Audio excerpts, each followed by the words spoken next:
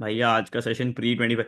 भाई साहब आज का सेशन प्री मेंस 25 26 सबके लिए होगा। ठीक है। प्री और मेंस दोनों। Pre plus mains. आज तुम्हें पढ़ाई का एक वो नजरिया दिखेगा जो तुमने तुमने देखा होगा, पता नहीं नहीं देखा होगा, मालूम नहीं भाई, पर क्रेजी तो लगेगा, ये मेरी गारंटी है। 100%। तो इसका इवैल्यूएट कराएं। भैया मेंस जीएस के लिए आंसर्स कहाँ इवैल्यूएट कराएं, बताएंगे भाई शिवम। अच्छा भैया एग्रीकल्चर के लिए इनफ है आज का सेशन। मोर देन इनफ है, ऑब्वियसली आपको अपडेट तो करते रहना पड़ेगा, अपडेट अपडेट वो रहना पड़ेगा। पहले मेरे को ये बताओ, मैं आपको एक बात बताता हूं।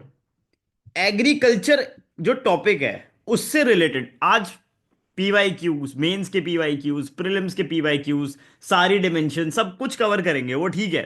लेकिन पहले मुझे यह जानना है कि जो एग्रीकल्चर का टॉपिक है ये आपकी जो स्टैंडर्ड बुक्स हैं उसमें एक जगह नहीं लिखा हुआ है, अलग अलग जगह पर मिला के लिखा हुआ है। ठीक है। अब आप मुझे यह बताओ कि कभी आपने इस तरीके से उसको कंसोलिडेट करने की कोशिश करी है कि यार ये एग्रीकल्चर का चैप्टर है कहां पे, ये टॉपिक तो है एग्रीकल्चर, लेकिन कहां पर इसका कोई एलिमेंट कहीं पर है, कोई एलिमेंट कहीं पर है, कहां कहां से हमको पढ़ना है, ये बताओ। कभी ये करके देखा है किसी ने? हम्म। नहीं किया। बदू कह रही है नहीं किया, नहीं किया भैया। देखा। अब आपको बोला जाता है एनसीईआरटी पढ़ लो। ठीक है, पढ़ लो, कैसे पढ़ें? आपको बोला जाएगा क्लास 6 से लेके 12 तक की एनसीईआरटी पढ़ो बेटा, फाउंडेशन स्ट्रांग होनी चाहिए। क्यों पढ़ रहे हैं एनसीईआरटी? क्या क्या प्रिपेयर हो रहा है एनसीईआरटी पढ़ के? ठीक है। हाँ, यूपीएससी में जीएस 3 के अंदर एग्रीकल्चर पे क्वेश्चन आता है, प्रीलिम्स के अंदर एग्रीकल्चर पे क्वेश्चन आता है। जब क्वेश्चन पेपर हो जाता है तब सब मुंह उठा के आ जाते हैं, हाँ जी ये देखो एग्रीकल्चर से क्वेश्चन आ रहे हैं। पर एग्रीकल्चर पढ़ना कैसे था, ये बताओ। अगर आप एग्रीकल्चर जो कि इतना ज्यादा इंपॉर्टेंट टॉपिक है आपके एग्जाम के लिए, हर साल प्रीलिम्स में क्वेश्चन, हर साल मेंस में क्वेश्चन आ रहा है, अगर अभी तक आपने उसको कंसोलिडेट नहीं किया है एनसीईआरटी से, तो फिर आप एनसीईआरटी क्यों पढ़ रहे हो? आपको मालूम है, मैं आपको छोटी सी चीज दिखाता हूं। एक आपकी एनसीईआरटी है इंडियन इकोनॉमिक डेवलपमेंट, है कि नहीं है, क्लास 11th। उसका चैप्टर नंबर 2 का एक टॉपिक है एग्रीकल्चर। उसके बाद उसी के चैप्टर 6 में एक टॉपिक है रूरल डेवलपमेंट, जहां पर लास्ट के 3 टॉपिक्स एग्रीकल्चर से रिलेट करते हैं, agriculture market, diversification into productive activities, sustainable development and organic farming. उसके बाद आपका इंडिया पीपल एंड इकोनॉमी, ये एनसीईआरटी है। इसका एक चैप्टर है यूनिट 3 में, चैप्टर नंबर 5 एग्रीकल्चर। एक बात बताओ, क्या एग्रीकल्चर बिना सॉइल के हो सकता है? ये बताओ, क्या एग्रीकल्चर बिना सॉइल के, सॉइल सॉइल तो लगेगा ना? क्या सॉइल और एग्रीकल्चर दो अलग चीज हैं? लिंक्ड है आपस में? एक बात बताओ मुझे, ये सॉइल है। भाई साहब ये देखो, class 11th physical geography, fundamentals of physical geography में एक चैप्टर है आपका जियोमॉर्फिक प्रोसेसेस। वहां पर एक टॉपिक मिलेगा आपको soil formation, soil and it's content. उसके बाद India physical environment class 11 geography, आपको एक टॉपिक मिलेगा सॉइल्स। ये सारे चैप्टर मिलके दोस्त आपका एग्रीकल्चर का टॉपिक एनसीईआरटी से कवर करते हैं। क्या आपने इस तरीके से कभी चीजों को एक साथ एक जगह पर रख के कोशिश करी है पढ़ने की, ये बताओ, और ईमानदारी से बताना।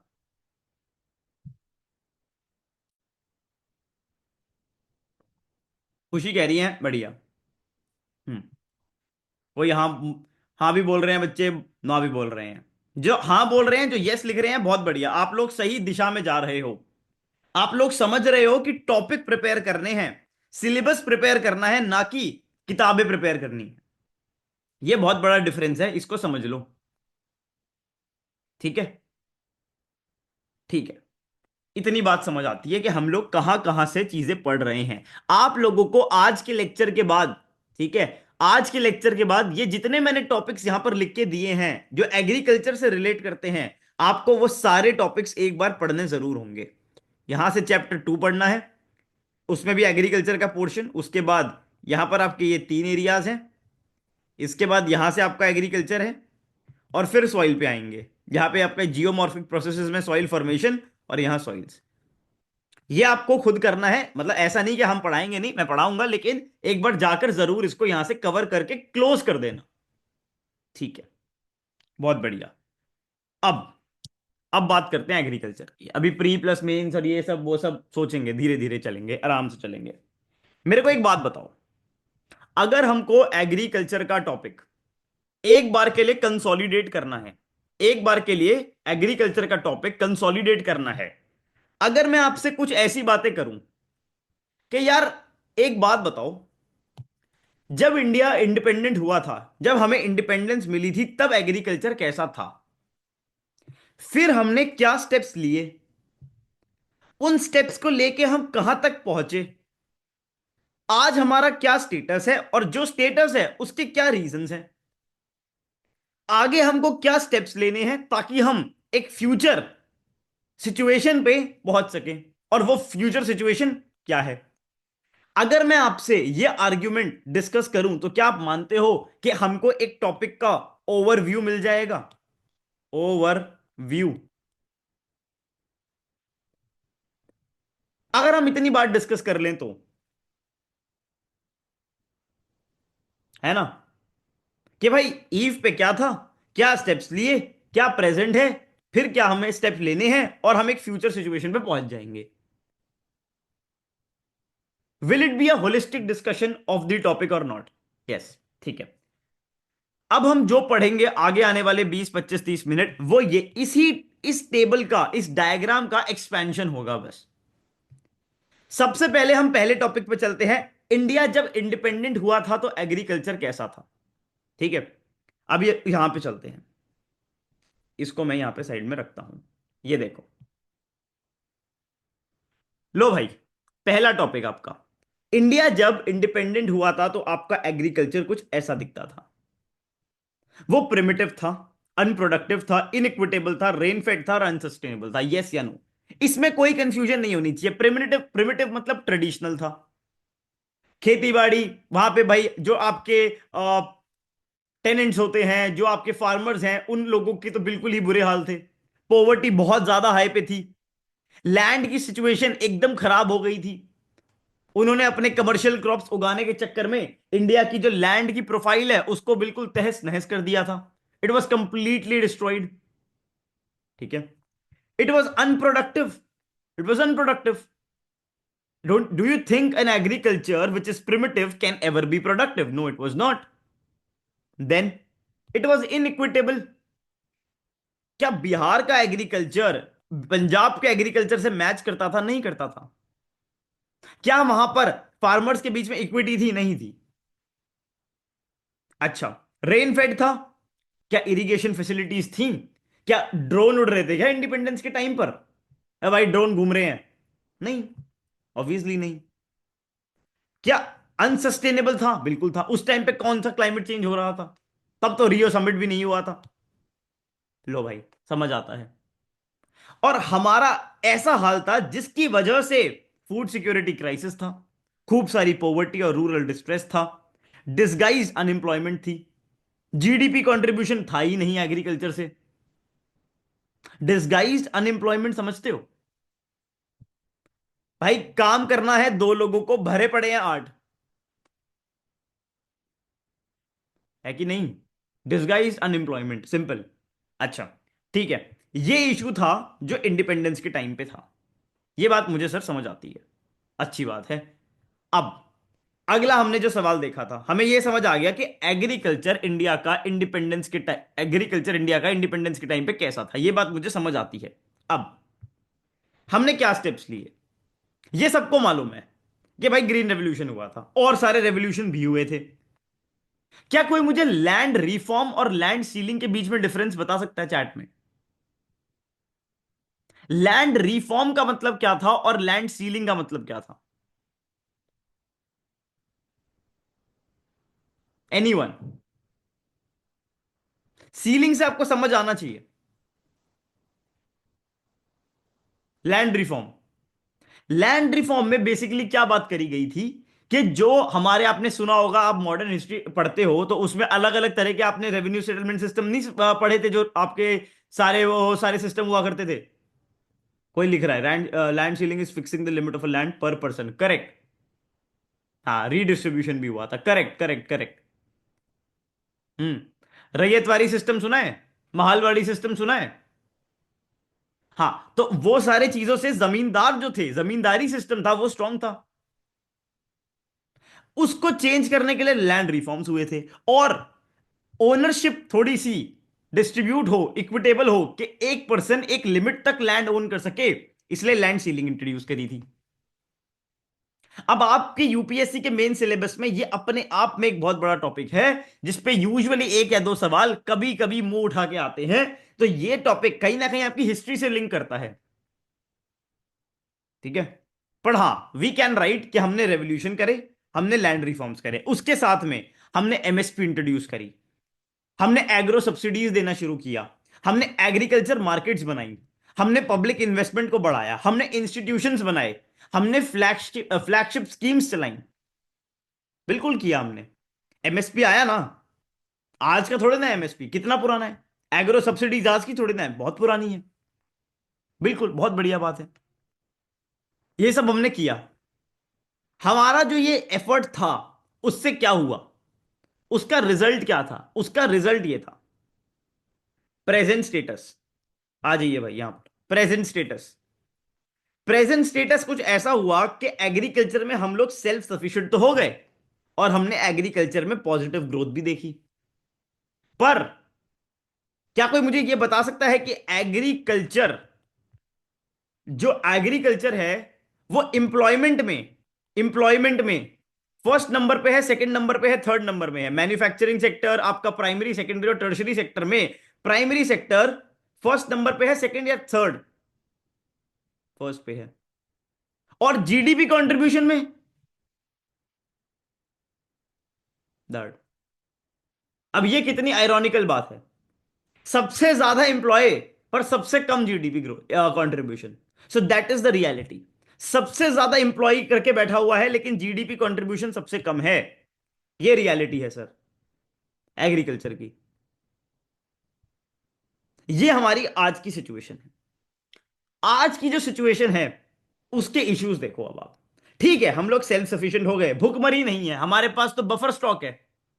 हमारे पास बफर स्टॉक है, लेकिन उसके अलावा भी कुछ चीजें हैं जो कमी है, जिनकी प्रोडक्टिविटी कम है कि नहीं है? बिल्कुल है। इंडिया के अंदर आपने यूपीएससी का क्वेश्चन देखा होगा, पर हेक्टेयर यील्ड जो होती है, क्या वो चाइना से ज्यादा है? नहीं है, कम है। प्रॉफिटेबिलिटी, फार्मर को अपनी क्रॉप के लिए क्या सही प्राइस मिलता है? नहीं मिलता। रीजनल डिस्पैरिटीज है सर, रीजनल डिस्पैरिटीज है। रीजनल डिस्पैरिटीज बहुत ही भयंकर लेवल पे हैं। बिहार के आप जाके कृषि, just go and look at the agriculture of Bihar, of these BIMARU states जिनको टर्म किया जाता है, and then of Punjab and Haryana and of Tamil Nadu, then unsustainable भयंकर लेवल पे हो रखा है। फर्टिलाइजर का ओवर यूज है, इंसेक्टिसाइड्स का ओवर यूज है, पेस्टिसाइड्स का ओवर यूज है, और एलाइड सेक्टर को का साथ इसको नहीं मिल रहा है। फार्मिंग का, ओ एनिमल फार्मिंग का जो भी होती है, dairy, fisheries, meat and poultry sector, उनका जो साथ है वो एग्रीकल्चर को नहीं मिल रहा है। So agriculture is not getting support from allied sector. Can we find data in the newspaper which can be updated from time to time? Yes या नो? क्या हमें अपना न्यूज़पेपर में इतना डेटा मिल जाएगा which can be updated from time to time? You get good facts, you get good statistics, just add it here, खत्म, simple. देखो, आज के लेक्चर में आपको लग रहा होगा अब ये क्या शुरू हुआ है, overview, individual topics. Irrigation subsidies, ठीक है, crop diversification, agriculture sustainability, technology, और उसी के साथ में आपकी जो प्रीलिम्स के लिए मिनिस्ट्री, एमएसपी कैसे कैलकुलेट होता है, फर्टिलाइजर का क्या इंपॉर्टेंट रोल है, कौन कौन सी क्रॉप्स कैसे कैसे मिलती हैं, मैप्स उनके सब कुछ बनाए हैं, सारी चीजें हैं। तो बस बने रहो आराम से, जो बात चल रही है उसको बस, और उसी के साथ में सॉइल, भाई साहब सॉइल पे तो कमाल ही काम करा है, सारे सॉइल तुम्हारे एक जगह पे हैं, सारे। तो रिलैक्स, ठीक है, आराम आराम से चलेंगे। यहां तक बात समझ आई कि आज के टाइम पे इंडिया में ये जो प्रॉब्लम्स हैं ये एग्जिस्ट करती हैं। अब हम यहां तक तो पहुंच गए हैं कि भाई स्टेटस क्या है, और रीजन से पहले हमने स्टेटस देख लिया। एक बात, एक काम करते हैं, जरा देखते हैं हमको जाना कहां पे है, एक बार देख के आते हैं दैट हमारी डेस्टिनेशन क्या है। हमारी जो डेस्टिनेशन है सर वो है एग्रीकल्चर 4.0, एक प्रोडक्टिव, प्रॉफिटेबल, सस्टेनेबल, रेजिलिएंट और इक्विटेबल एग्रीकल्चर, जो कि एक अलाइड सेक्टर, एक फ्लरिशिंग अलाइड सेक्टर के साथ कमाल का एकदम आपको बेनिफिट दिखाएगा। और जब ऐसा होगा तो क्या बेनिफिट्स मिलेंगे, समझे? अच्छा, यहां तक पहुंचना है, लेकिन अब सिचुएशन तो खराब है। अब सिचुएशन क्यों खराब है ये देखते हैं, सिचुएशन खराब क्यों है। देखो, एक फार्मर की ना लाइफ को अब जीना एक बार, और इससे आपको जब भी आप एग्जाम में चीज सोच रहे हो ना, ऐसे ही सोचना। हम्म, रुक जाओ रुक जाओ, आप जो सारी बातें बता रहे हो ना, सुनो मेरी बात। फार्मर की जर्नी सोचो, सबसे पहले फार्मर की जर्नी कहां से शुरू होती है, उसके फार्म से शुरू होती है, यस या नो? वो खेती करने सबसे पहले अपने फार्म में जाता है, he goes to the farm, right now. Think about all the challenges that farmer will face in the farm while doing agriculture। क्या उसके पास बहुत बड़े बड़े लैंड है इंडिया के पास, इंडिया के फार्मर्स के पास?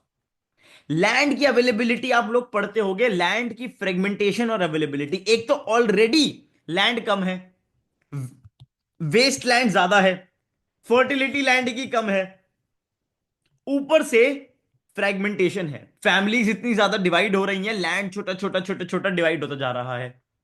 तो लैंड की अवेलेबिलिटी, लैंड की फ्रेगमेंटेशन, एंड देन इसके ऊपर से poor land practices, that is completely destroying the agriculture on ground. Solution क्या है? और हमने जो करा है, लैंड कंसोलिडेशन, आप सुनते होंगे लैंड रिकॉर्ड्स को डिजिटलाइज कर रहे हैं, यहां पे है solution, problem solution. Seeds, you need seed, right, to do agriculture, it is very obvious। so what you need, the seeds की प्रॉब्लम क्या है? Quality, affordability and accessibility. Quality seeds, affordable seeds and accessible seeds की availability ही नहीं है, इसीलिए we have what launched a seed village, seed bank, GM crops, land races. ये बात याद रखना, प्रीलिम्स में दिख सकती है, land races climate resilient and nutritious varieties होती हैं ये। उसके बाद what do they need fertilizers. भाई फर्टिलाइजर लगेगा कि नहीं लगेगा? फर्टिलाइजर में वो क्या कर रहे हैं, they are doing it indiscriminately, उसका साइंटिफिक एप्लीकेशन ही नहीं है, unscientific application of fertilisers. Solution, we came up with soil health card, nano urea, neem coated urea, direct benefit transfer, zero budget natural farming, organic farming. उसके बाद irrigation, he will have to use irrigation, right, he needs irrigation. But उसमें problem क्या है? रेक देखो, irrigation की बड़ी complex problem है, डुअल प्रॉब्लम है इरिगेशन की, डुअल। एक तो रेकलेस यूज हो रहा है, जहां पर अवेलेबिलिटी अच्छी है, जहां पर अच्छी रिवर्स है, वाटर की अवेलेबिलिटी है, और जहां नहीं है वहां पर इरिगेशन फैसिलिटीज अवेलेबल ही नहीं है, रेन फेड है। तो क्या आयरनी है? तो इसके लिए हमारे पास एक फ्लैगशिप स्कीम है, प्रधानमंत्री कृषि सिंचाई योजना, river linking projects, micro irrigation, watershed development, ये सब भी हम कर रहे हैं, ड्रोन्स यूज कर रहे हैं। फिर आप में से कुछ लोग बोल रहे थे मैकेनाइजेशन, टेक्नोलॉजी ये कम है, उसका यूज कम है।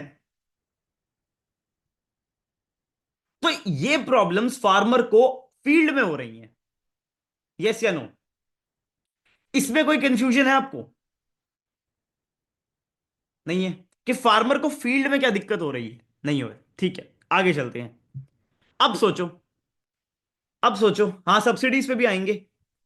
अब एक बात बताओ, once the farmer once the farmer has produced the crops, he will have to take those crops to the market। भाई मार्केट में लेके जाएगा कि नहीं लेके जाएगा बेचने के लिए? उड़ के जाएगा? नहीं। Right. Now what they will do? Storage and transportation issues, again a topic in your mains का सिलेबस, स्टोरेज एंड ट्रांसपोर्टेशन। अब स्टोरेज एंड ट्रांसपोर्टेशन में क्या चैलेंजेस हैं? भाई वेस्टेज है, शेल्फ लाइफ कम है, poor quality, distress selling, no flexibility to manage prices. एक बात बताओ, अगर अच्छी स्टोरेज की फैसिलिटी है ही नहीं तो फार्मर क्या बोलेगा कि यार बेच देते हैं यार, छोड़ो ना, वैसे खराब हो जाना है। इसको बोलेंगे डिस्ट्रेस सेलिंग। अरे मिलेगी प्रियांशु पीडीएफ, चिल करो। ठीक है। So this is the wastage which will happen, shelf life, poor quality, all of these things are storage and transportation related issues.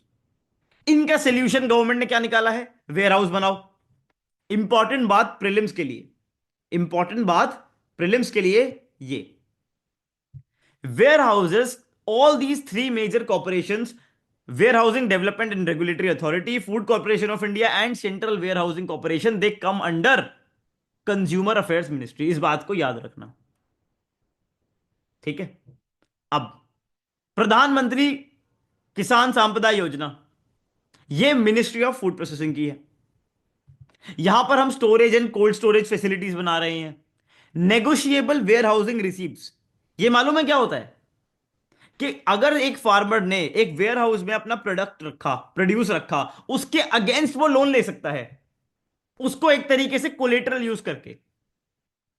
Agriculture infrastructure fund, investment fund, village storage scheme, धन्य लक्ष्मी। अगर women issues का answer लिख रहे हो, इसको coat करके आ सकते हो। कृषि उड़ान, कृषि रेल, ये सारे इनिशिएटिव्स हैं for transportation and storage. Farmer को यहां जो दिक्कतें हुई थी हमने एड्रेस करी कि भाई उसको खेती करने में क्या दिक्कत हो रही थी, what was the problem a farmer was facing while doing agriculture, then what are the challenges he is facing while transporting and storing his produce. These are the challenges, then let's take steps for that. अब once he has reached, अब एक बात बताओ, storage और transport करके he will sell it. Sell कहां करेगा? MSP पे करेगा या तो, है कि नहीं? मंडी में जाके करेगा, और या फिर एक्सपोर्ट कर देगा। तीनों के इश्यूज हैं। एमएसपी का क्या इशू है? एमएसपी की dominance WNR, wheat and right पे, राइस पे सारी डोमिनेंस है। सारा फोकस हमारा वीट और राइस पे होता है, जिसके बहुत सारे इश्यूज हैं जो हम क्रॉप डाइवर्सिफिकेशन में अभी देखेंगे। प्रोक्योरमेंट कैपेसिटी ही नहीं है। Shanta Kumar committee, committee recommendation तुम बड़ी ढूंढते रहते हो ना, ये लो। शांता कुमार कमेटी ने बोला है कि भैया प्रोक्योरमेंट की कैपेसिटी ही लिमिटेड है, सिर्फ एफ्लुएंट फार्मर्स को बेनिफिट मिलता है। कंप्यूटेशन फॉर्मूला पे कलेश है, एंड डब्ल्यूटीओ का इशू है कि सब्सिडीज क्यों देते हो, वहां ट्रम्प चिल्लाने लग जाता है। हमारी स्कीम क्या है? पीएम आशा। अब मैंने जितनी ये बड़ी बड़ी स्कीम्स आपको कुछ दिख रही होंगी, बहुत बड़ी बड़ी स्कीम्स हैं, just take a plain A4 size का शीट का paper and note down important points of these major schemes. इनको अलग से प्रिपेयर कर लेना, क्योंकि आपको ज्यादा से ज्यादा प्रीलिम्स में दिख सकती हैं, बहुत कम चांसेस हैं, सब पुरानी हो गई हैं, आजकल क्वेश्चन नहीं आ रहा है। लेकिन यू कैन प्रिपेयर देम एक साथ साइड में अपनी रेफरेंस के लिए, बस इनकी डिटेल्स को, स्पेसिफिक डिटेल्स को, बिकॉज मेंस में आपको बस इन्हें कोट करके आना है और कुछ नहीं। ठीक है, समझ आता है। आगे चलते हैं। एमएसपी के इश्यूज देखे, पीएम आशा स्कीम देखी, जहां पर प्रोक्योरमेंट हम बढ़ा रहे हैं, प्राइवेट सेक्टर को भी हम प्रोक्योरमेंट करने में इन्वॉल्व कर रहे हैं। अब फार्मर पहुंचा मंडी, वहां तो बुरा हाल है मंडी का। मंडी में भाई पॉलिटिक्स है, वहां पे मैनेजमेंट पुअर है, इंफ्रास्ट्रक्चर पुअर है, फीस, आर्टिफिशियल शॉर्टेज और होर्डिंग, ये सब हो रहा है मंडी में। अब हमने क्या किया, ईनैम इंटीग्रेट करो, सारी मंडी इसको डिजिटली कनेक्ट करो। हमने एक मॉडल एपीएमसी एक्ट बना के दिया। इस बात पे जरा ध्यान रखना, मॉडल एपीएमसी एक्ट, अगर मॉडल एक्ट बनाना पड़ रहा है मतलब एपीएमसी कौन बना रहा है ये बताना। अगर मॉडल एक्ट की जरूरत पड़ रही है तो एपीएमसी पे एक्ट सेंट्रल लिस्ट में है या स्टेट लिस्ट में है, ये बताओ। किसी भी अगर एक्ट का एक मॉडल एक्ट बना के गवर्नमेंट दे रही है तो वो एक्ट फिर स्टेट बना रही है या सेंटर बना रही है, स्टेट बना रही है, राइट। बहुत बढ़िया। ठीक है, ग्रामीण हट का कॉन्सेप्ट है, ये सारी चीजें हैं। एक्सपोर्ट करने में बहुत दिक्कत है, हमारी क्वालिटी पैकेजिंग, जो भाई बाहर के लोगों को जो चीजें पसंद है उनमें दिक्कत है। इसमें एक बॉडी हमारी आपको याद रखनी है एग्जाम के लिए, ये मैंने आपको प्रीलिम्स पार योजना में भी करवाई थी, एपीईडीए। ठीक है, कॉमर्स मिनिस्ट्री के अंडर ये एग्री के एक्सपोर्ट्स का टेक केयर करती है। तो ये चैलेंजेस फार्मर को आएंगे in producing, then storing and then selling. अब हम अपना फोकस थोड़ा एमएसपी पे लेके जाते हैं अलग से। ये देखो, एमएसपी सबसे ऑब्वियस और पहला स्टेप जो आपको याद रखना है, दैट इज एमएसपी किस किस पे मिलती है। खरीफ क्रॉप्स, कौन कौन सी राबी क्रॉप्स हैं, शुगर केन, रॉ जूड, कोपरा। कौन करता है, कैसे अप्रूव होती है, क्या मेथड है, क्या फैक्टर्स हैं, क्या कंपोजिशन है, कौन क्या प्रोक्योर करता है, और कुछ स्पेशल पॉइंट्स के शुगर केन के ऊपर एफआरपी आती है, उसके पास स्टैट्यूटरी स्टेटस है। एमएसपी का स्टैट्यूटरी स्टेटस नहीं है, और इसी पे सारा का सारा फार्म लॉ का जो वो हुआ था, प्रोटेस्ट हुआ था, वो इसी पे था कि लीगल स्टेटस दो एमएसपी को। शुगर केन के पास वो है। तोरिया को, तोरिया इस पे जो एमएसपी मिलती है वो ये मस्टर्ड और रेपसीड के बेसिस पे मिलती है, और डी हस्क्ड कोकोनट को किसके बेसिस पे, कोपरा के बेसिस पे, ये भी याद रखना। आपका जो भी आप एमएसपी के नोट चाहते हो ना वो यहां पे है, इनको एक बार जरूर पढ़ना। पैडी, पैडी क्या होता है भाई, चावल, पैडी। मेज, मक्का, कॉर्न। रागी, बाजरा, जवार। मारा बाजो। एएमयू का केस अभी न्यूज में था, अरड़, मूंग, उड़द, एएमयू। हाँ जी, 22 हैं। Groundnut, soybean, sunflower, niger seed, सेसम। सेसम पता है क्या होता है, तिल, अगर सुनाओ, तिल। Cotton. Wheat, barley, gram, masoor, rapeseed, mustard, safflower. Safflower, sunflower नहीं है, ये सैफ्लावर है, safflower.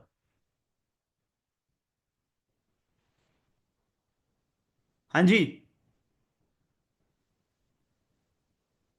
Cabinet committee on economic affairs को चेयर कौन करता है, पीएम।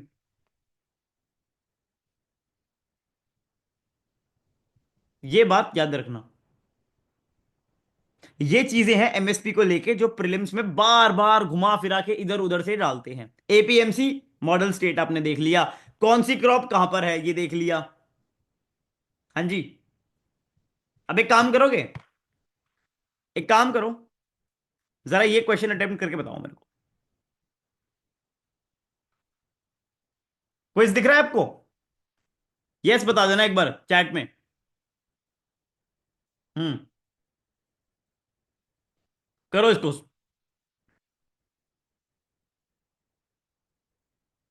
सॉल्व करो इसको। 5 मिनट है आपके पास।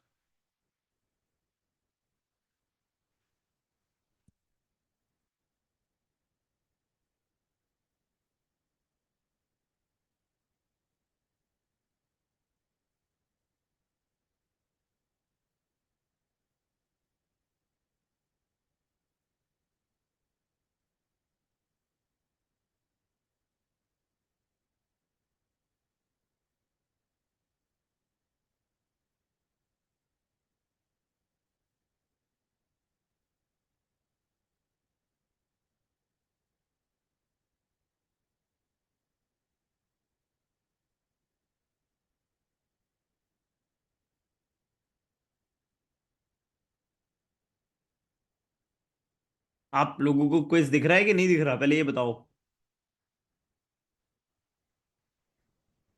क्योंकि दो ही अच्छा, हाँ अटेम्प्ट कर रहे हैं आप, ठीक है। करो भाई करो, अटेम्प्ट करो इसको।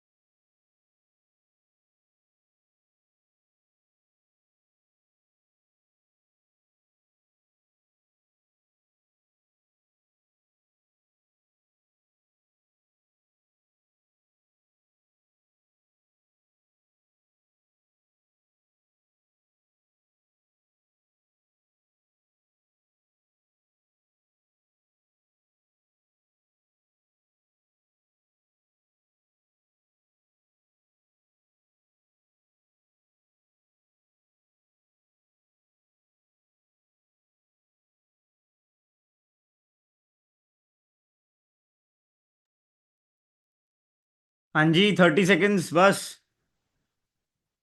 देख रहा हूं मैं। जो भी डन डन बोल रहा है, ट्राई करो ट्राई करो। अभी हाँ हाँ, अभी आंसर दिखाता हूँ। नो, अभी आंसर नहीं, तुम्हें और दिखाता हूँ ये पूछ कहां से रहे हैं। अभी बहुत कुछ देखोगे तुम आज। आराम से बैठे रहो बस। मैं बोल रहा हूं ना तुमको, जो लोग मेरे साथ पहले जुड़े हुए हैं उन्हें मालूम है भाई। क्लास के एंड तक आपके ऐसे ज्ञान चक्षु खोल दूंगा मैं बिल्कुल, कि भाई ये क्या हो रहा है। साउंड ही नहीं आ रहा है आपको? क्या हो गया Pradeep?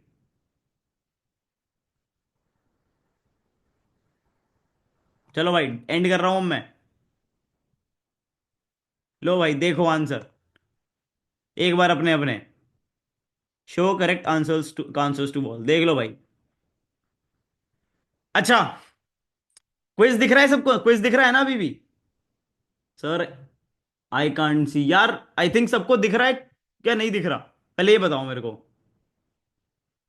Because from my side I am sharing. आप लोगों ने बंद तो नहीं कर दिया अटेम्प्ट अटेम्प्ट करके? आप नीचे राइट सेक्शन में देखो, अपने पोल्स एंड क्विजेस आ रहा होगा। Yes can see. Great Aditi, thank you. ठीक है, ये देखो, पहला क्वेश्चन देख रहे हो? ये क्वेश्चन 2017 में आया था। हाँ जी। ये क्वेश्चन 2017 या 18 में आया था। आपको एक चीज दिखाता हूं। ये है इकोनॉमिक सर्वे उस साल का। ये है इकोनॉमिक सर्वे उस साल का, और आप जरा इसकी स्टेटमेंट देखो। ये देखो।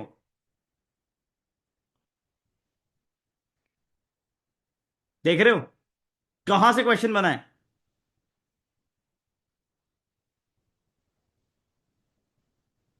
इकोनॉमिक सर्वे से डायरेक्टली इन्होंने स्टेटमेंट उठा ली। दूसरा देखो, जबरदस्ती के क्वेश्चन है भाई, ये दूसरा जबरदस्ती के, और इसमें भी 45% बच्चों ने टू ओनली मार्क करा है। भाई ये देखना कैसी एक्सट्रीम स्टेटमेंट्स हैं। In the case of all cereals, in the case of the it will never never cross market price. Examiner को बोला करो इधर आ, मां कसम खा। नहीं बढ़ेगा, पक्की बात, एक दिन भी नहीं बढ़ेगा। तो मैं मारूं। उसके बाद ये देखो, थर्ड वाला तो पक्का मां कसम वाला क्वेश्चन है भाई। ये देखो, ये आपको मालूम होना चाहिए। थर्ड वाले में the government of India provides MSP on niger seeds, ये मालूम है, वन सही है, ठीक है जी। Niger is cultivated as a kharif crop, ये भी मालूम है, करेक्ट है जी। ये तो बेसिक नॉलेज है, हमने अभी पढ़ी है, अभी लिटरली अभी पढ़ी है। ठीक है। अब इसकी थर्ड स्टेटमेंट देखो। अरे ठीक है, किसके कितने करेक्ट हुए हैं, ठीक है, ये सुनो। Some tribal people in India use niger seed oil for cooking. अब जिसने भी इसको बोला है ना कि ये बात गलत है, मतलब आप थर्ड स्टेटमेंट को कह रहे हो गलत। ठीक है। आप इस स्टेटमेंट को गलत कह रहे हो, मतलब आप ये बोल रहे हो कि इस देश में कोई एक ट्राइबल इंसान भी ऐसा नहीं है जो नाइजर सीड को यूज कर रहा है कुकिंग के लिए। एक भी। सोचो, अगर ये एग्जाम के बाद मैं जाऊं और मैं किसी एक ट्राइबल वाले को कहूं ले भाई 50,000 पकड़, एक बार कुक कर दे इसमें कुछ भी, ये यूपीएससी का एग्जामिनर गलत प्रूव हो जाएगा। सोच के देखो यार। उसको बोलो भाई तू मां कसम खा एग्जामिनर को कि ऐसा सच्ची में है, कोई एक इंसान भी नहीं है जो इसमें कुछ फ्राई नहीं कर रहा। अरे भाई कुछ ड्रेसिंग के लिए यूज कर ले। ये पूछा करो, ये बड़ी अच्छी स्टेटमेंट है, क्वेश्चन से पूछा करो, खा मां कसम। अब आप देखो, ऑल थ्री आर करेक्ट। उसके बाद ई नैम, बहुत सिंपल क्वेश्चन ई नैम के ऊपर था। ठीक है, और ये मैंने तुम्हें अभी बताया था। उसके बाद भी हे भगवान, हे प्रभु, हे हरि राम, ये क्या हो रहा है भाई? 6-4 ओ तेरी, 22 बंदों ने अभी भी पांचवें क्वेश्चन में ए नहीं मारा। अभी बोला है मैंने, अभी, अभी लेजिट अभी बोला है कि भाई मॉडल एक्ट बनाए, मॉडल। और इसीलिए मैं बोल रहा था। कहां गया भाई? ये रहा, मॉडल एपीएमसी। अरे भाई, क्या कर रहे हो भाई? इसमें क्यों गलत मार दिया? या ऐसी मजे लेते हो तुम कि मार के देखते हैं दूसरा ऑप्शन क्या होगा? बाहर आएगा, थप्पड़ आएगा लैपटॉप से बाहर निकल के। चलो ठीक है, अभी और कराएंगे आगे, चिल करो। चलो ठीक है भाई, आगे चलते हैं। तो जी हम यहां तक थे, यहां पर थे हम। अगर हमने देखी हो बात, क्या सिचुएशन थी, क्या स्टेप्स लिए, क्या स्टेटस है। अब स्टेटस का रीजन भी देख लिया हमने। हमने देख लिया फार्म लेवल पे क्या इश्यूज है, हमने देख लिया स्टोरेज और ट्रांसपोर्ट लेवल पे क्या इशू है, हमने मार्केटिंग इशू देख लिए। अब हम देख लेते हैं एक बार छोटा सा ये क्रेडिट इशू। भाई फार्मर्स के पास बहुत दुख की बात है, पैसा नहीं है, फॉर्मल क्रेडिट नहीं है। आप क्रेडिट, सच बात है कि क्रेडिट नहीं है, तो भाई फॉर्मल क्रेडिट इंट्रोड्यूस कराओ। किसान क्रेडिट कार्ड स्कीम, पीएम किसान योजना, इंटरेस्ट सबवेंशन स्कीम, लोन माफी चलती रहती है ना न्यूज में, लोन माफ कर दो। डिफरेंशिएटेड बैंकिंग पैक्स खोल दो। अभी नेगोशिएबल वेयर हाउसिंग रिसिप्ट बताया था, लो भाई। ये सारी स्कीम्स और स्टेप्स गवर्नमेंट ले रही है क्रेडिट को। सर एवरीथिंग रॉन्ग, सब गलत पढ़ा रहा हूं क्या मैं? है भाई प्रशांत? या आप बोलना चाह रहे हो कि एग्रीकल्चर में सब कुछ रॉन्ग है? यार ऐसे मत लिखा करो चैट में, मेरा दिल बैठ जाता है एक मिनट के लिए कि ये क्या हुआ भाई। अच्छा, my my questions are wrong sir. अरे भाई कोई बात नहीं, सब गलत होता है, उसी के बाद सब सही होता है। हाँ मैं डर गया, उसने बस, भाई प्रशांत ने एक लाइन लिख दी, सर एवरीथिंग रॉन्ग। मेरा भाई कि ये क्या हुआ, मैंने कहा ऐसा क्या पढ़ा दिया मैंने कहा नहीं भाई बात तो सही है। चलो ठीक है, ये क्रेडिट है। ठीक है। कोलैबोरेशन, आपस में भाई मार धाड़ चल रही है, घरों के अंदर कलेश हैं भाई, यहां पे तो जमीन के ऊपर भाई साहब खून हो रहे हैं। एफपीओ बनाओ, एफपीओ, कंपनीज एक्ट के अंडर उसको रजिस्टर करो, सोसाइटीज रजिस्ट्रेशन एक्ट के अंडर उसको रजिस्टर करो, small farmers agri business consortium, मेरे दोस्त। F A F S F A C autonomous body है, डिपार्टमेंट ऑफ एग्रीकल्चर के under, ministry of agriculture and farmers welfare, ये भी दिया है। स्टैट्यूटरी ऑर्गेनाइजेशन नहीं है ये, प्लीज इसको मत लिखाना, स्टैट्यूटरी है। और ये एफ एस एफ ए सी काम कहां कर रही है, यहां कर रही है एफपीओ बनाने में। एफपीओ बनाओ, एफपीओ, आपस में आके कोलैबोरेटिव अप्रोच रखो। और आखिरी में अगर सारा काम अच्छा हो गया भाई, extreme weather event, climate change ने आके थप्पड़ मार दिया, अभी बताता हूं तान्या, क्लाइमेट चेंज हो गया, क्रॉप फेल हो गई, बहुत ही पुअर मॉनसून आ गया, प्रधानमंत्री फसल बीमा योजना, किसान रिटायर होने के बाद क्या करेगा, प्रधानमंत्री किसान मानधन योजना पेंशन के लिए। आप समझ रहे हो, एक फार्मर की सारी दिक्कतों का बहुत केयरफुल एनालिसिस करके आप उनके लिए स्टेप्स ले रहे हो। आपको लग रहा होगा यार ये छोटा छोटा है, अगर आपने ध्यान दिया हो अब तक हमने कितना सब पढ़ लिया है, जरा ध्यान से देखो। यस या नो?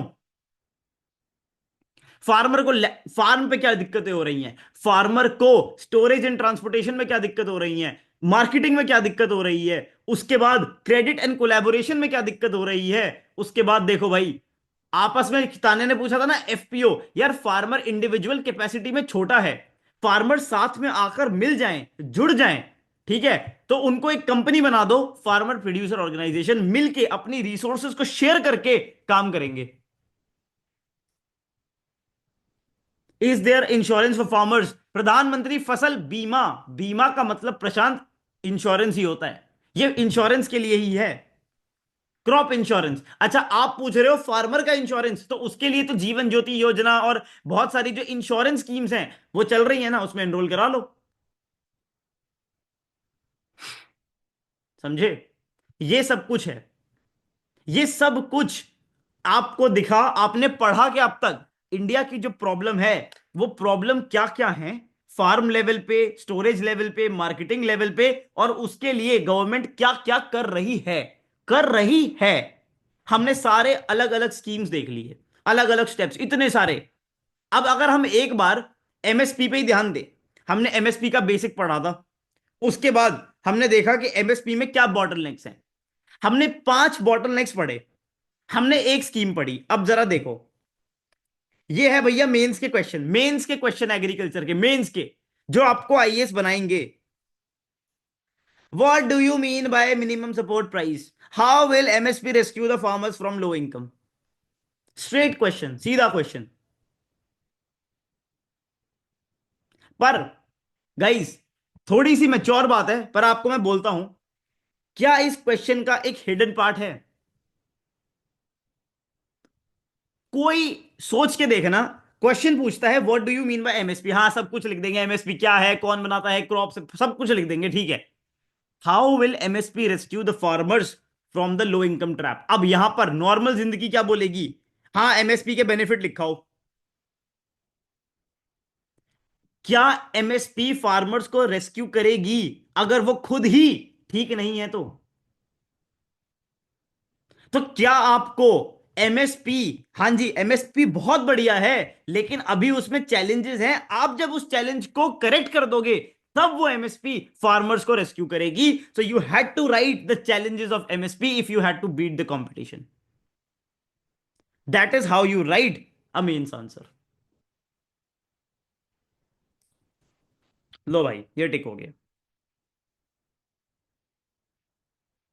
ये देखो, explain the various types of revolutions took that took place in agriculture after independence in India. How these revolutions have helped in poverty alleviation and food security in India. पढ़ लिया कि नहीं पढ़ लिया?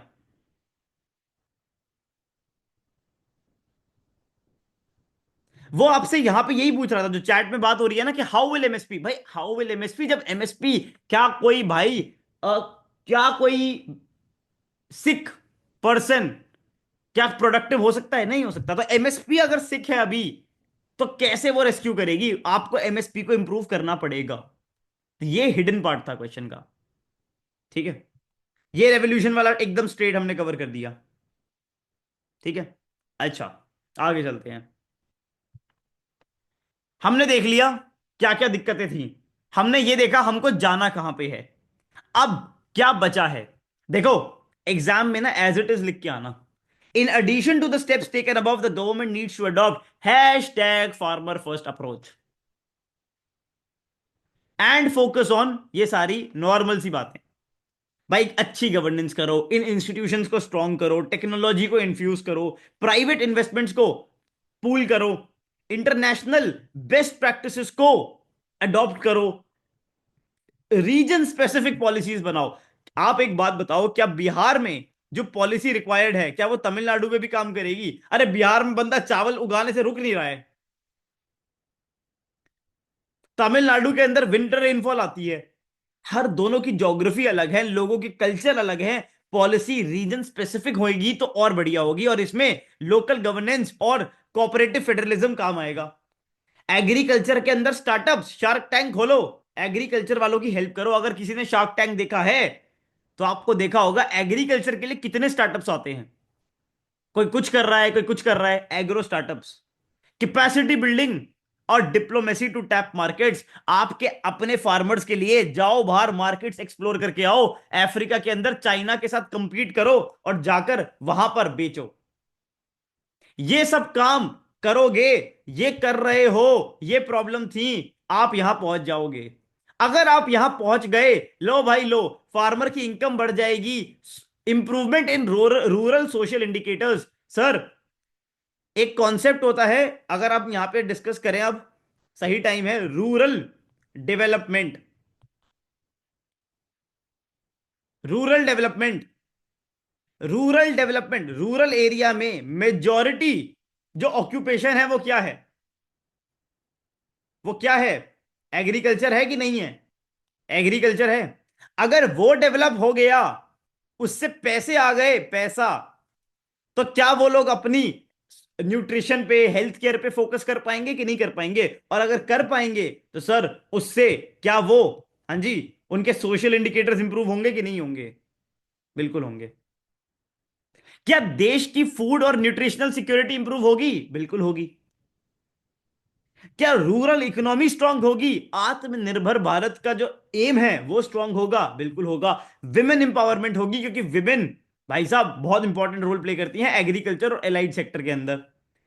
अगर लोग अच्छी हेल्थ में हैं, पैसे हैं घर में कलेश नहीं है, जाकर वो लोग डेमोक्रेसी में भी पार्टिसिपेट करेंगे, तो पॉलिटी भी स्ट्रांग होगी। फूड इन्फ्लेशन रेगुलेट रहेगा। इतने सारे बेनिफिट्स हैं अगर आपने एक अच्छा एग्रीकल्चर अचीव कर लिया तो। बहुत अच्छी बात बोली आदित्य राज ने, यहां पे लिख सकते हो, बॉटम अप अप्रोच भी आप लगा सकते हो। फार्मर्स को पार्टिसिपेट कराओ डिसीजन मेकिंग के अंदर। हमने एक अपना डायग्राम पकड़ा था, एग्रीकल्चर ईव पे कैसा था, क्या स्टेप्स लिए, आज के टाइम पर क्या स्टेटस था, क्या प्रॉब्लम्स थी, क्या हम स्टेप्स ले रहे हैं, क्या हमको स्टेप्स लेने हैं, तो हमारा फ्यूचर कैसा दिखेगा, और अगर ऐसा फ्यूचर होगा तो क्या बेनिफिट्स मिलेंगे। टॉपिक खत्म। अभी एग्रीकल्चर खत्म नहीं हुआ है, ये एक टॉपिक खत्म हुआ है। आपके पास इतना मटेरियल है, इतना मटेरियल है, जाके जो मर्जी आंसर में लिख के आओ। हैश टैग एग्रीकल्चर 4.0, इंडस्ट्री 4.0, क्यों एग्रीकल्चर 4.0, एग्री 4.0, ये है फ्यूचर।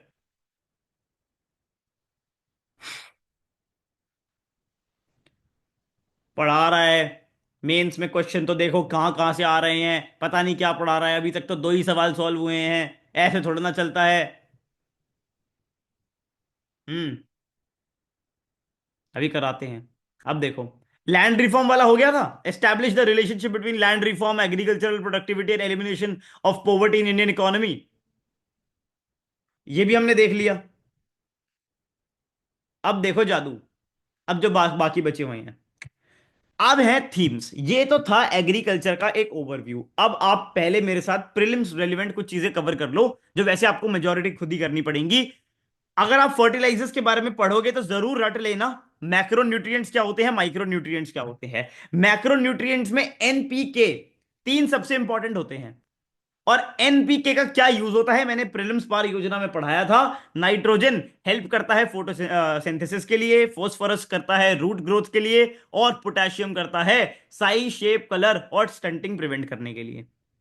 इसमें ये भाई साहब इस बार प्रीलिम्स में आ रहे हैं, आ रहे हैं, आ रहे हैं, आ रहे हैं। डाई अमोनियम फॉस्फेट प्रिडिक्ट करता हूं मैं, ये आ रहा है प्रीलिम्स में। Di ammonium phosphate, phosphorus content 46% होता है, इंपोर्ट करते हैं, सेल्फ सफिशिएंट नहीं होते हैं, यूरिया के बाद नंबर 2 होता है, याद रखना। और सारे फर्टिलाइजर एक ही नाम पे बिकते हैं, भारतीय जन उर्वरक परियोजना। सिर्फ एक कंपनी चलेगी और कोई नहीं चलेगी, कोई आके कुछ नहीं बोलेगा। One nation one fertiliser. अगर आपने कल मोदी जी की स्पीच सुनी होगी, one nation one nation one nation, सब वन नेशन था, because he was talking about the integrity and unity of the nation. और अगर कुछ लोग करंट अफेयर्स पंचायत कोर्स में एनरोल्ड हैं, उन्हें मालूम होगा, आइडिया ऑफ कॉन्स्टिट्यूशन मैंने डिस्कस किया था, उसकी इंप्लीमेंटेशन कल वो कर रहे थे। एनीवेज, कमिंग बैक, ये था भाई। उसके बाद आपके एनसीईआरटी का प्यारा सा चैप्टर एग्रीकल्चर, जाके पढ़ना, नोट्स मत बनाना क्योंकि मैंने बना दिए हैं। सीरियल्स होते हैं, सीरियल्स दो तरह के होते हैं, fine grains, course grains. Fine में राइस और व्हीट। जितनी इंपॉर्टेंट बातें हैं आपकी एनसीईआरटी से मैंने यहां लिख के दे दी हैं। उसके बाद आपको मिलेंगे पल्सेस। पल्सेस कौन से होते हैं, कौन सी स्टेट्स होती हैं। ऑयल सीड्स, ऑयल सीड्स में एडिबल कौन सी होती हैं, नॉन एडिबल कौन सी होती हैं। यही समझ जाना चाहिए था। अगर नाइजर सीड एडिबल है तो कोई तो कुक कर रहा होगा। ठीक है, राइट। उमंग करेगा भी। देखो, होने को तो कुछ भी हो सकता है, लेकिन पॉइंट यही है ना कि भाई आप इसके थ्रू क्या कर सकते हो, आप एक कंसिस्टेंसी ऑफ क्वालिटी मेंटेन कर सकते हो। भाई ऐसे तो यूरिया के अंदर भी कार्टेलाइजेशन हो गया था, तभी तो नैनो यूरिया और डायरेक्ट बेनिफिट ट्रांसफर इन्होंने यूज किया था। भाई यूरिया को एक्सपोर्ट कर रहे थे ये लोग, तब उसमें आपने वो नीम कोटेड यूरिया, मैं नैनो यूरिया बोल रहा था, नीम कोटेड यूरिया अगर आपने सुना होगा, वो इसीलिए किया गया था ताकि वो एक्सपोर्ट ना हो सके, स्मगल ना हो सके यूरिया, वो सिर्फ एग्रीकल्चर में काम आए। उसके ऊपर नीम लगा दो। ये है भाई। ये कौन सी एडिबल है। अच्छा एक बात बताओ, यहां पर अगर एडिबल में आपने पढ़ा होता तो आप वो नाइजर सीड वाला क्वेश्चन बिना मां कसम के भी सॉल्व कर देते ना। कर देते, बिल्कुल कर देते। है कि नहीं। Fibre crops, jute, cotton, other crops, sugar cane, tea. भाई टी लीव्स होती हैं, कॉफी सीड्स होती हैं, बेसिक नाम क्या क्या होता है सब लिख दिया है। मन करे देखो, हर इंसान की अपनी वो होती है, किसी को कुछ याद नहीं रहता, किसी को कुछ नहीं याद रहता। मैंने मेजॉरिटी पॉइंट्स लिख दिए हैं, अगर मन करे तो यहीं पर ऐड कर देना। उसके बाद इंडिया खरीफ सीजन में कैसा दिखता है। खरीफ सीजन आपको अलग अलग पढ़ाते हैं, मैंने एक मैप डिजाइन किया। खरीफ सीजन में इंडिया कैसा दिखता है, कुछ ऐसा दिखता है। यहां पर चावल उग रहा होता है हर जगह। चावल चावल, और देखो यहां पर थोड़ा ज्यादा क्वांटिटी में चावल है, क्योंकि यहां पर क्यों, क्योंकि इरिगेशन अवेलेबल है। यहां पर ऑयल सीड हो रही होती हैं, यहां बाजरा हो रहा होता है, यहां पर ज्वार रागी, ऐसा दिख रहा होता है देश हमारा। राबी सीजन आते ही खेल बदल जाता है। यहां जो पहले बाजरा था, अब वो यहां पर बारले आ जाता है। और बारले यहां फुटहिल्स में भी होता है। यहां जहां पहले बहुत ज्यादा राइस थी, बिकॉज ऑफ कोल्ड वेदर, यहां पर वीट आ जाता है। यहां फिर भी राइस रहती है, जवार रागी हमेशा रहती है। ये ऑयल सीड्स और पल्सेस, पल्सेस यहां पे ग्राम थी, यहां पर देखो तुर थी। क्या ये हेल्प करेगा।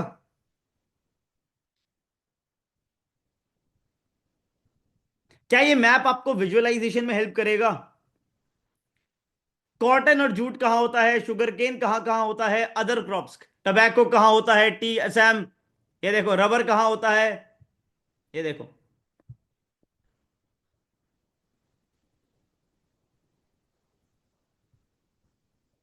हम्म। एक बार ध्यान से इस मैप को देखो, ध्यान से।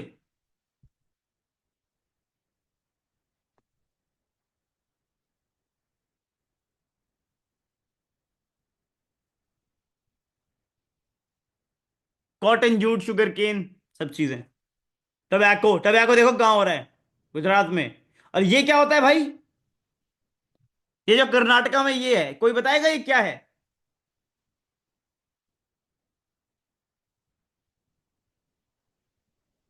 और गूगल मत करना, स्पाइस, अरे भाई ये बहुत खतरनाक थी भूषण, देखा, जो खाता है वो बताता है, सुपारी है ये। ठीक है।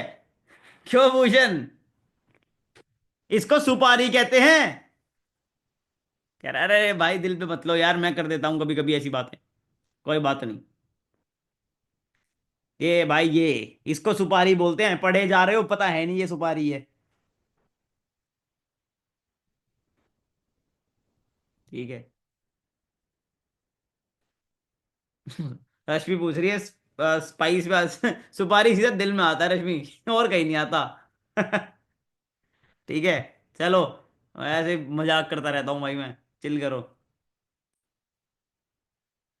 ये भाई ये सब चीजें थी, ये प्रीलिम्स में कुछ भी आ जाएगा यहां से। ठीक है, इसको देख लेना। अब देखो जादू, एक और जादू दिखाता हूं तुम्हें, जादू जादू। देखो, आओ दो सवाल सॉल्व करो। दो सवाल हैं, फटाफट सॉल्व करो। 30 सेकेंड 40 सेकेंड है आपके पास, जल्दी करो जल्दी, 1 मिनट ले लो, चलो 1 मिनट।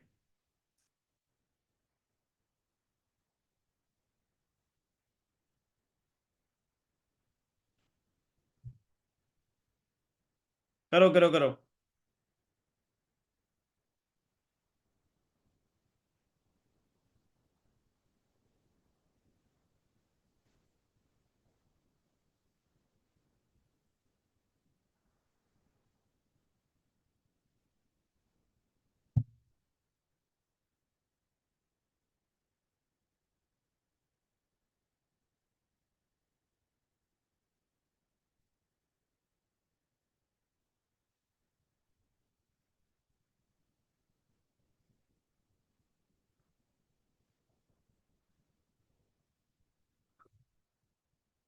हम्म।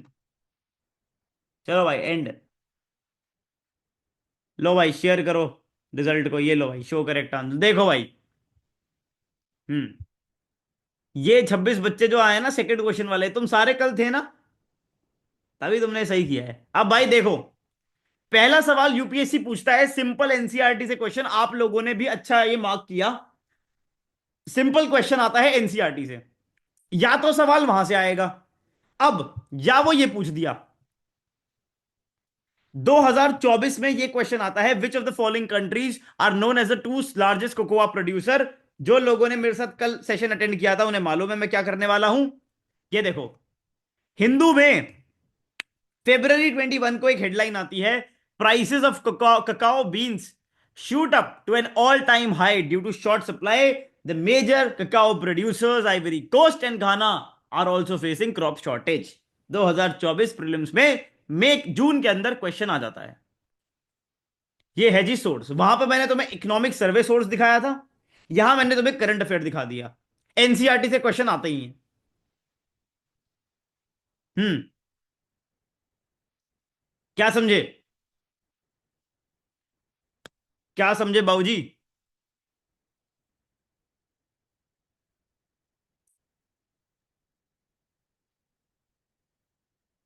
NCERT plus standard books plus current affairs plus common sense, ये सब मिला के भैया एग्जाम निकलते हैं। इसको मिटाओ, चलो आगे चलो। हाँ भाई, अब देखो, अब हमारे कुछ सवाल बचे थे ना मेंस के, टॉपिक को पूरा कंप्लीट करना है, पूरा करेंगे, आधा क्यों करेंगे भाई, पागल है क्या जो आधा करेंगे। ये देखो, अब मैंने आपको सब थीम्स बना के दी हैं। पहली थीम इरिगेशन, मेंस के अंदर टॉपिक है, क्वेश्चन आएगा यहीं से लिखोगे। कुछ भी अपडेट करना है इसी पन्ने पे करोगे। क्या क्या टाइप्स ऑफ क्या क्या टाइप्स ऑफ इरिगेशन होते हैं, कोर इशू जो मैंने डिस्कस किया था, कहीं पर तो रेनफेड है और कहीं पर ओवर इरिगेशन है। अच्छा, अगर हमने बेनिफिट वाटर यूज एफिशिएंसी करा, माइक्रो इरिगेशन यूज किया, वाटर को बचाकर वाटर एफिशिएंसी के साथ इरिगेशन करा, तो क्या बेनिफिट होंगे। हाई प्रॉफिटेबिलिटी होगी सर, बिल्कुल होगी। प्रोडक्टिविटी होगी, क्रॉप डाइवर्सिफिकेशन। एक बात बताओ ना, कुछ क्रॉप्स तो आप इसीलिए नहीं उगा पा रहे हो क्योंकि पानी नहीं है। वाटर की सेविंग होगी, ग्राउंड वाटर खराब नहीं होगा, सॉइल अच्छा रहेगा। आज इसको फर्टिलाइजर के साथ मिला दोगे तो फर्टिगेशन हो जाएगा, ओवर यूज नहीं होगा, एग्रीकल्चर रेजिलियंट बन जाएगा। हम इसके लिए कर क्या रहे हैं, प्रधानमंत्री कृषि सिंचाई योजना, और हमको करना क्या चाहिए, हैश टैग हर खेत को पानी।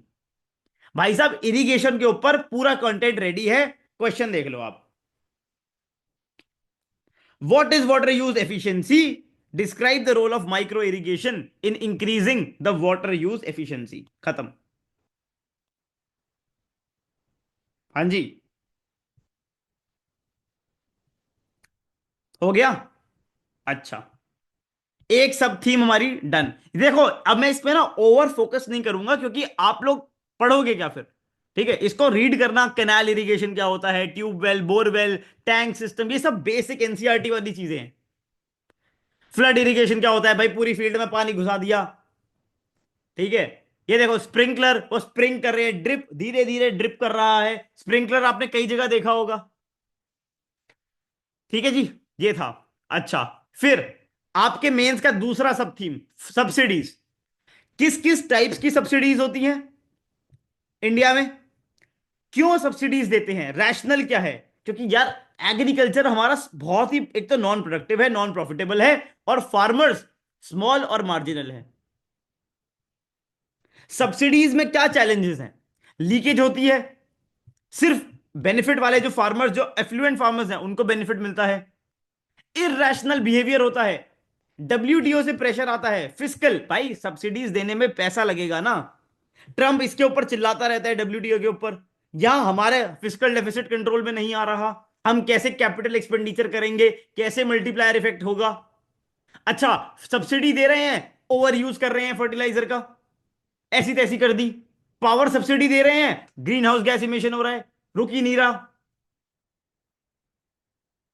तो भाई, रेकलेस यूज हो जाता है, सिर्फ अच्छे फार्मर्स और लीकेज, सब्सिडी में लीकेज। तो भाई वे फॉरवर्ड क्या होना चाहिए, डीबीटी करो, रैशनलाइज करो सब्सिडीज को। अच्छा, इको फ्रेंडली प्रैक्टिसेस के लिए सब्सिडी दो, ऑर्गेनिक फार्मिंग जो फार्मर कर रहा है उसको सब्सिडी दो। आ जाओ, ये देखो। कहां पे है,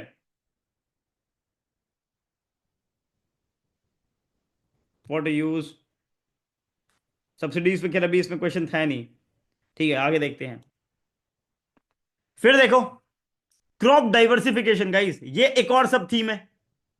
अब इसमें क्या है, कोर इशू क्या है, कोर इशू, कोर इशू ये है कि दोस्त, वीट और राइस डोमिनेंट है इंडिया में आज भी। वीट और राइस डोमिनेंट है, हमने इस मैप में देखा भी। ऐसा क्यों, क्योंकि एक तो इन पे ग्रीन रेवोल्यूशन हुआ था, एमएसपी की प्रोक्योरमेंट मेजॉरिटी इनकी होती है, फार्मर्स के पास मिलेट्स वगैरह उगाने की कैपेसिटी नहीं है, डिमांड कम है, अवेयरनेस नहीं है। आप लोग कितने लोग मिलेट्स खाते हो रेगुलर बेसिस पे, रेगुलर बेसिस पे, जितना आप रोटी और चावल खाते हो। So there is a lack of demand, and that is why you have a wheat rice dominant system. जिससे क्या होता है, जिससे ये सब चीजें होती हैं। आप खास करके अगर आप बस व्हीट और राइस उगाओगे, प्रेशर पड़ेगा वाटर रिसोर्सेज पे, क्योंकि पैडी वाटर इंटेंसिव क्रॉप है। इन दोनों में ग्रीन रेवोल्यूशन के चक्कर में फर्टिलाइजर लगते हैं, तो उसकी कंजम्पशन होती है, जिससे सॉइल हेल्थ खराब होती है, जिससे आपकी न्यूट्रिशनल सिक्योरिटी, अगर मिलेट होगा तो न्यूट्रिशन ज्यादा होगा ना। बफर स्टॉक बढ़ते जा रहे हैं, कोई फायदा हो नहीं रहा, फिर वो सड़ रहे हैं। सो that is the issue. Now अगर आपने बेनिफिट क्या होगा अगर आपने किया तो ये देख लो, nutritional security, ecological advantage, export potential, rise in farmer income, variety for consumer, very simple. तो वे फॉरवर्ड क्या है? अब आ जाओ यहां पर, ये देखो question, what are the major reasons for declining rice and wheat yield in the cropping system? How crop diversification happens to stabilize the yield? How has the emphasis on certain crops brought about the changes in the cropping patterns in recent past? Elaborate and emphasize on the millet production and consumption. ये देख लो, how do subsidies, हाँ मैं subsidies भूल गया था ना, ये देखो, how do subsidies affect the cropping pattern. भाई साहब यही थीम्स हैं जिनसे क्वेश्चन आ रहे हैं। अब देखो, आखिरी और दो आखिरी थीम, एग्रीकल्चर और सस्टेनेबिलिटी। एग्रीकल्चर में सस्टेनेबिलिटी का इशू है, क्यों है, वाई?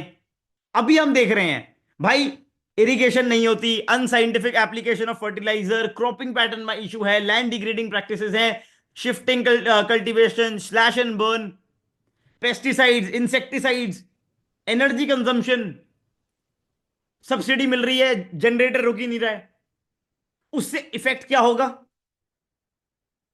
क्या करना चाहिए? क्या वो करना आसान होगा? नो। क्या हम कुछ कर रहे हैं? यस। क्या कर रहे हैं? ये रे 6 स्कीम्स आपके लिए सारी जगहों से निकाल के एक जगह। और क्या वे फॉरवर्ड होना चाहिए? भाई एग्रीकल्चर को और क्लाइमेट चेंज को लिंक करें, ये रहा आपका आंसर। इस पन्ने के इधर उधर इधर उधर इधर उधर इधर उधर चीजें ऐड करते रहना, बस। ये आपका बेस है, बेस। अब ये देखो, एग्रीकल्चर और टेक्नोलॉजी, इस पे आते हैं थोड़ा। इन दोनों को भी मैं और ढंग से डिस्कस करूंगा। एक बात बताओ, इतने मुझे एक बात बताओ, ये बात आज मैंने अपनी सुबह क्लास में भी डिस्कस करी थी, और क्योंकि बहुत सारे नए बच्चे हैं तो मुझे उनके साथ डिस्कस करनी है। आप लोगों को मेंस के अंदर GS paper 1, GS paper 2, GS paper 3, कितने सवाल होते हैं इन 3 पेपरों में? कितने सवाल होते हैं? 60। 60। अगर मैं बोलूं आपसे, पहली चीज, ये जो 60 क्वेश्चंस हैं, आप लोगों को, यहां पे आते हैं 60 क्वेश्चंस पे। पहले मुझे एक बात बताओ, अगर आपको आपको इंटरव्यू की डेफिनेट कॉल चाहिए, आपको, मैंने बात कई बार डिस्कस करी है, you need 850 marks, approximately 800 to 850 marks in your mains, जिसमें से 300 नंबर आपके ऑप्शनल में आएंगे, 250 से 300, 250 नंबर आपके एथिक्स और ऐसे मिला के आएंगे, E+E, और जो बचे 300 नंबर हैं वो GS 1 2 3, 1 2 3, और सारी हाइप इन तीनों की है। सब लोग इसके पीछे पागल हो रखे हैं, पागल। यहां कोई ध्यान नहीं दे रहा, और मैं इस बात को बहुत बार फोकस कर चुका हूं। 550 नंबर यहां से आएंगे, यहां सिर्फ 300 लाने हैं। और सुनो, अब ये 300 नंबर इन 60 क्वेश्चनों में लाने हैं। मैं कह रहा हूं आपको 10 क्वेश्चन आते ही नहीं है, नहीं आते 10 क्वेश्चन, बिल्कुल छोड़ दो 10 क्वेश्चन में, पेन ही नहीं चला, पेन ही नहीं चला। 50 क्वेश्चन बचे। पर क्वेश्चन आपको कितने नंबर लाने हैं दोस्त?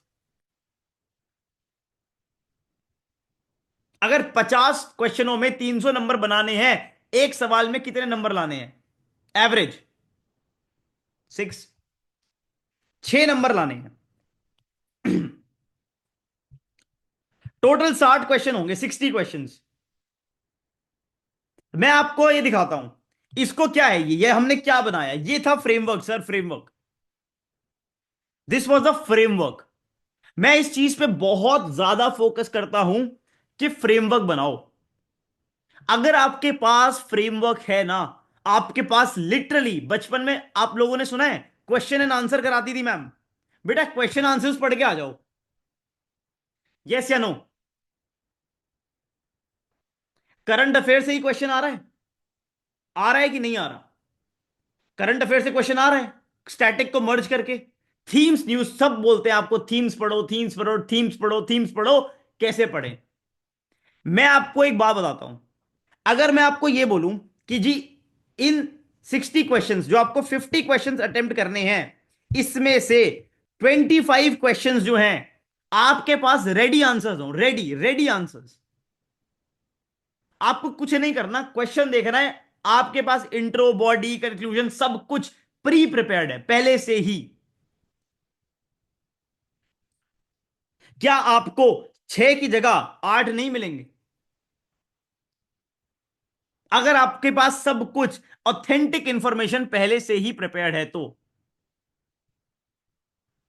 आप बताओ किसकी सी सेट अच्छी है? 25 × 8 कितना होता है?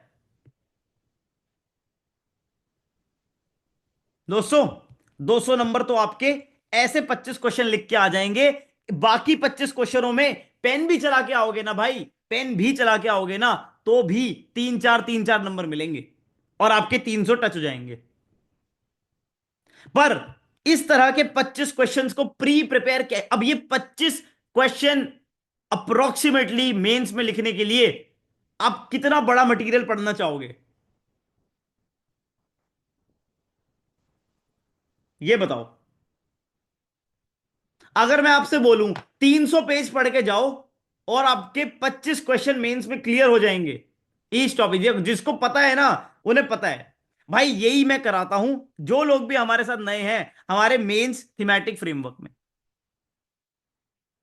ये है भाई मेंस थीमेटिक फ्रेमवर्क। जिनको मालूम है उन्हें मालूम है, देख लो आप चैट में वो लिख रहे हैं। भाई साहब हर week, every single week I give you mains thematic framework. Syllabus की लाइन होती है, आपके पास इंट्रोडक्शन, बॉडी और उसके साथ अच्छे अच्छे कंक्लूजन। पिछले 1.5 महीने में हमने, ये देखो, ये हमने पिछले 3 महीने में फ्रेमवर्क्स करे हैं, almost 2 to 3 frameworks every week. आपने ये सारे टॉपिक न्यूज में दिखे होंगे आपको। ये देखो, सारी की सारी सीओपीस।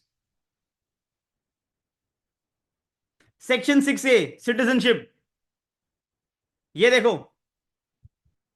हाँ जी। ब्रिक्स। पूरा पूरा आंसर रेडी है ब्रिक्स पे, रिसर्च पे पूरा आंसर रेडी है सर। ये देखो, मैं मल्टीलेटरलिज्म, पूरा आंसर रेडी है। ये देखो, एयर पोल्यूशन पे पूरा आंसर रेडी है। कुछ नहीं करना, 2 पेज। हीट वेव पे पूरा आंसर रेडी है। प्लास्टिक पोल्यूशन को हमने बड़े ब्यूटीफुल तरीके से किया था। ये देखो, इन्फ्लेशन पूरा आंसर रेडी है। Persons with disabilities. ये सारी मेन थीम्स जो आपको हर वीक न्यूज में, और आज हमने स्किल डेवलपमेंट और जो बांग्लादेश वाला इशू हुआ है उसको कवर किया था। आप में से कितने लोग हैं जिनको ये मालूम नहीं था, like who are seeing these notes for the first time? Nitya को पहली बार दिख रहे हैं। हम्म।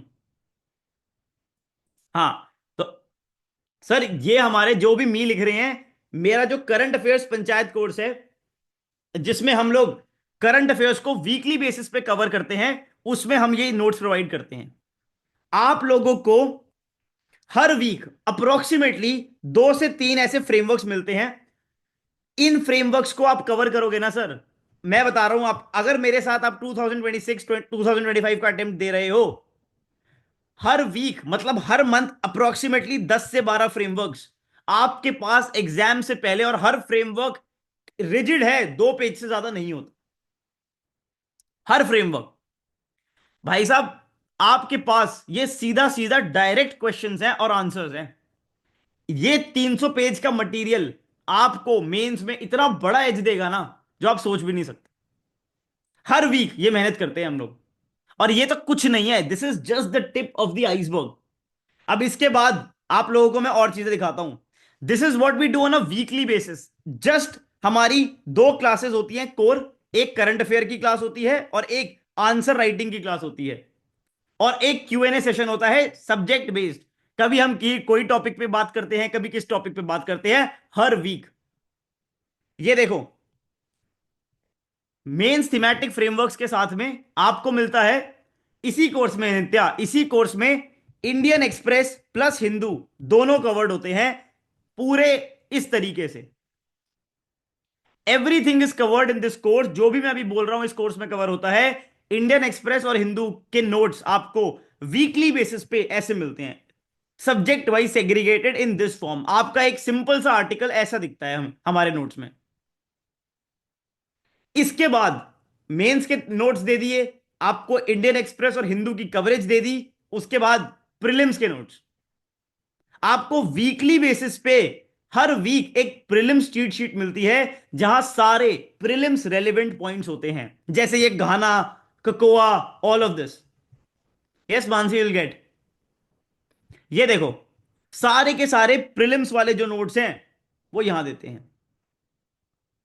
इसके बाद आपको प्रैक्टिस कराने के लिए आपको हर वीक एक प्रीलिम्स का मॉक टेस्ट मिलता है, हर वीक। उसके बाद हर वीक आपको एक क्वेश्चन लिखने को मिलता है, जो आप लिख के देते हो उसकी हम इवैल्यूएशन करते हैं डेडिकेटेड क्राइटेरियाज के ऊपर। फिर आपका एक लेक्चर होता है जिसमें आपको बताया जाता है कि वो आंसर कैसे लिखना था, और उसके नोट्स मिलते हैं मेंस मंथन, कि भाई क्या मिलेगा उसमें, कैसे आंसर लिखना है। टॉपर कॉपी दिखाई जाती है। उसके बाद मंथली बेसिस पे मेंस का एक मॉक टेस्ट होता है 10 क्वेश्चंस का। इसके अलावा मैपिंग, प्लेसेस इन न्यूज, ठीक है, और स्टैटिक कॉन्सेप्ट। नागा इंसर्जेंसी का टॉपिक हमने इस मंथ कवर किया था पूरा, स्टार्ट से लेके एंड तक। ये सब कुछ, ये सारा मटेरियल हमारे करंट अफेयर्स पंचायत कोर्स में मिलता है। भाई कोर्स के बारे में बताना जरूरी था तो मैंने बताया। अगर आपको कोर्स में रजिस्टर करना है, हम लोगों ने एक बहुत बढ़िया आपके लिए सिस्टम निकाला है भाई। वन टाइम पेमेंट 5,000 रुपीज का कोर्स है। 5,000 रुपीज में 2026 के लिए ये कोर्स है। अगर आप 2025 के लिए एनरोल करते हो, a complimentary upgrade to 2026। 5,000 rupees में 2026 के लिए this is the best time to start. ये कोर्स है हमारा। अगर आपको बस नोट्स चाहिए, आपको मिलेंगे 999 में। इस नोट्स में मेंस वाला मटेरियल नहीं मिलता। हाँ जी, ऐप ऐप हमारी बस, मतलब I can promise you with 100% conviction, इस मंथ के एंड तक ऐप रेडी है और वेबसाइट है ही। और देखो क्या लिख रहे हैं लोग, इको तो सीक्रेटली सारा ही स्टैटिक भैया करवा देते हैं। हाँ जी, और एक ऑप्शन और है। आप में से बहुत लोग ईएमआई के लिए बोल रहे थे। अगर आपको ट्रायल करना है, we have launched a membership. Per month आप 749 रुपीज पे करिए और आपको एक महीने के लिए 4 क्लासेस का एक्सेस मिल जाएगा। सारे नोट्स और क्लासेस का एक्सेस आपको मिलेगा। मंथली बेसिस पे आप एक ट्रायल ले सकते हैं। So we have a membership plan also now. आप आइए, ट्राई करिए, आपको अच्छा लगे आप कंटिन्यू करिए, इसमें आपको बहुत फायदा होगा। हाँ जी प्रीतम, आप 749 में अगर बाय करोगे, एक मंथ की वैलिडिटी रहेगी। एक मंथ में जितनी क्लासेस होंगी वो आपको अवेलेबल होंगी। सो आपका, अगर आप आज परचेज करते हो 15 दिसंबर को मेंबरशिप, 15 दिसंबर जनवरी तक जितनी क्लासेस हैं आपको मिला करेंगी। हाँ जी नित्या, सब कुछ कैप में है। Cap is a one source course, हर चीज इस कैप में कवर्ड है। And this option is also now available. You have a monthly membership. आपको एक महीना पढ़ना है, फिर ब्रेक लेना है, फिर एक महीना पढ़ना है, भैया आपकी मर्जी है। आप मंथली बेसिस पे आइए, but this will be very cheap. आपको यहां पर अगर आप 15-16 महीने प्रिपेयर करोगे और 749 दोगे तो आपका बहुत ज्यादा कॉस्ट पड़ेगा। So this is like a one time benefit if you want to avail. एक बार में ही आपको पसंद आए, ट्रायल करना है, आप कर सकते हो। ठीक है जी। तो ये सब हमारे कोर्स के बारे में था। www.godsepadho.com पे जाकर आप कोर्स के बारे में बाकी चीजें देख सकते हो। आपको मैं एक सपोर्ट नंबर जरूर दे देता हूं। हर बार की तरह मुझे उस सपोर्ट नंबर को पहले देखना पड़ता है क्योंकि मुझे वो याद नहीं रहता। नंबर है, कोई भी अगर आपकी क्वेरी है कोर्स को लेके, क्या होगा क्या नहीं होगा, एक नंबर है जी, 9870129055। ये नंबर है। 9870129055, आप इस पे कॉल करके बात कर सकते हो। ठीक है सर, जो डाउट है आपके इस नंबर पे कॉल कर लेना, बात हो जाएगी। ठीक है जी, चलो, बस और ज्यादा नहीं इसके बारे में। अब आगे चलते हैं। हाँ जी, हम कर रहे थे हमारे इस पे बात, एग्रीकल्चर और टेक्नोलॉजी। ये देखिए जी, टेक्नोलॉजी कौन कौन सी होती हैं और एग्रीकल्चर में उसका क्या क्या यूज है। हाँ जी, अलग अलग टेक्नोलॉजी है, उसका एप्लीकेशन है। अगर आप जीपीएस टेक्नोलॉजी की बात करते हो, एग्रीकल्चर में कैसे काम आएगी। अगर आप बात करते हो आर्टिफिशियल इंटेलिजेंस और मशीन लर्निंग की, वो कैसे काम आएगी इनपुट्स देने में। अगर आप बात करते हो बिग डेटा की, ब्लॉकचेन की, तो कैसे काम आएगी। भाई, ब्लॉकचेन डेटा एनालिटिक्स से आप रेनफॉल पैटर्न्स को समझ सकते हो। ड्रोन आप देख ही रहे हो, ड्रोन दीदी, फर्टिलाइजर एप्लीकेशन, इरिगेशन, मॉनिटरिंग। कई बार होता है ना, फार्म में एनिमल्स आ जाते हैं मॉनिटरिंग करने के लिए। बायोटेक्नोलॉजी फोकस करना, बायोटेक्नोलॉजी, आप रेजिलियंस और क्रॉप वेराइटीज को बिल्ड कर सकते हो। मैं एक बात बताऊं आपको, अगर आप बस इतनी लाइन पढ़ के गए और आपको यूपीएससी मेंस में क्वेश्चन मिल गया, how can biotechnology improve the standards of farmer, जरा सुनो, मुझे मालूम है, मुझे मालूम है तुमको ये सोच के लगेगा यार कैसे आंसर लिखें। एक बार फ्रेमवर्क का इंपॉर्टेंस देखना। जो हमने पढ़ाई शुरू करी थी, फार्मर के पहले स्टेप से लेकर और आखिरी स्टेप तक सोचो, बायोटेक्नोलॉजी कहां पे हम घुसा सकते हैं। फार्म पे जाओ, फार्म पे जाओ, क्या हम सीड में जेनेटिकली मॉडिफाइड सीड्स बना सकते हैं। अच्छा, क्या हम लोग फर्टिलाइजर में बायो फर्टिलाइजर बना सकते हैं। फर्टिलाइजर बना सकते हैं, बिल्कुल बना सकते हैं। आगे चलो, फार्म में सोचो और क्या होगा, और क्या होगा, सोच के देखो। बायोटेक्नोलॉजी से आप और क्या क्या कर सकते हो, दिमाग लगाओ, अपने ब्रेनस्टॉर्मिंग करो, कैसे फार्मर को हेल्प होगा। Seed, fertiliser, manure, nutrient based irrigation, very well, सोचो सोचो, पूरा प्रोसेस सोचो। क्या बायोटेक्नोलॉजी की यूज करके आप सॉइल की हेल्थ को इंप्रूव कर सकते हो।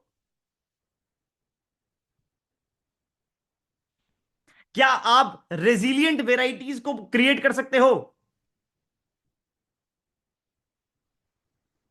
हम्म। क्या आप कोस्टल एग्रीकल्चर को रिफॉर्म कर सकते हो, सैलिनिटी टॉलरेंट वेराइटीज बना के। क्या आप न्यूट्रिशनल एलिमेंट बढ़ा सकते हो, न्यूट्रिशनल सिक्योरिटी के लिए। कितने सारे पॉइंट्स हैं। रश्मि कह रही है सारा कुछ सीट में आ जाएगा, फिर एक पॉइंट लिख के आओगे, वो एग्जामिनर नंबर नहीं देगा। भाई, पॉइंट तो आपको फैलाने पड़ेंगे। वो देखो कितना अच्छा पॉइंट बताया नित्या ने। नित्या वेरी नाइस यार, शेल्फ लाइफ बढ़ा सकते हो स्टोरेज के अंदर। बहुत बहुत बढ़िया सोचा है यार, अगर सोचा है आपने तो यार नित्या, ये बहुत बढ़िया, वेरी नाइस। ये देखो, ऐसे लिखना होता है आंसर। अगर आपको एक थीम पता है ना कि हमने टॉपिक कैसे प्रिपेयर किया था, तो खुद सोचो यार कहां पर ये हम फिट करें। ये है भैया, क्या चैलेंजेस आएंगे। हाँ, कॉस्ट बहुत पड़ेगी, अवेयरनेस नहीं है, लिमिटेड इंस्टीट्यूशनल कैपेसिटी है, तो वे फॉरवर्ड क्या है। Yeah, Rashmi, that is true. They are not accepted, but eventually you have to put up the safeguards and then, improve it. ये मेजर थीम्स हैं, technology, sustainability, crop diversification, subsidies, irrigation. ये macro theme थी जो हमने यहां discuss करी। ये देखो, कहां से स्टार्ट था, कहां तक पहुंचना था। एनसीईआरटी के आपको कौन से चैप्टर पढ़ने हैं, मेंस के क्वेश्चन आपको कैसे एड्रेस करने हैं। ये देखो, क्रॉपिंग पैटर्न पे क्वेश्चन था, वो हमने देख लिया। क्रॉप डाइवर्सिफिकेशन पे, ऑर्गेनिक स्टेट पे था, वो देख लिया। सब्सिडीज देख लिया। बायोटेक्नोलॉजी देख लिया। So this is how you need to do it. अब आखिरी में ये टॉपिक आपका और इंपॉर्टेंट है भाई, सॉइल। ये बहुत सेल्फ स्टडी वाला है, मैंने आपके लिए बहुत ज्यादा सिंप्लीफाइड नोट्स बना दिए हैं कि भाई सॉइल होता क्या है, सॉइल कैसे बनता है। एक तो पेरेंट मटेरियल होगा, हर तरह का सॉइल उसके मटेरियल पे डिपेंड करेगा, ठीक है। उसके बाद कैसी टोपोग्राफी है, उसके बाद क्लाइमेट कैसा है, बायोलॉजिकल एक्टिविटी, टाइम, ये सब एनसीईआरटी के नोट्स हैं गाइस। किस तरह की सॉइल प्रोफाइल होती है, और उसी के साथ में सारे सॉइल्स की एक समरी कि भाई कौन सा सॉइल, कौन सी लोकेशन, कैसे फॉर्म हुआ, क्या नेचर है, क्या कलर है, क्या केमिकल है, और क्या एडिशनल नोट्स हैं, सब कुछ एक जगह पे है, एक पन्ने के अंदर। पढ़ लोगे ये? मेरा ऑब्जेक्टिव ये होता है कि आपका टॉपिक होलिस्टिकली कवर हो, मतलब। सुपर्ब सर, अच्छा। ये है जी, देखो।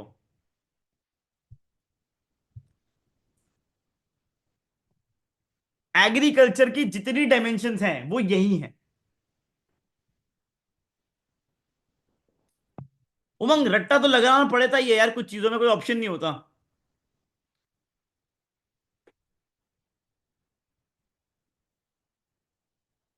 बट द पॉइंट इज, आप चार चार पांच पांच घंटे की जबरदस्ती की क्लासेस अटेंड करो, उससे बढ़िया ये पढ़ लो एक बार में। आप 1 घंटा लगाओ और रट लो।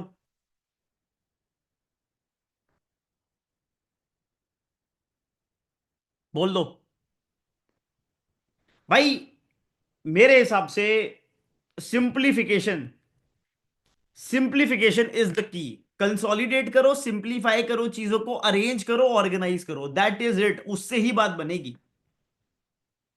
इतना बड़ा टॉपिक दिखने का, अब मुझे पता है आपके पास अगर ये नोट्स है ना, आप पूरे साल करंट अफेयर पढ़ो, और जहां जहां पर जो जो अपडेशन लग रही है, वहां अपडेट अपडेट अपडेट करते चलो। यहां पे अपडेट कर दिया, यहां कर दिया, यहां कर दिया, यहां कर दिया, बस।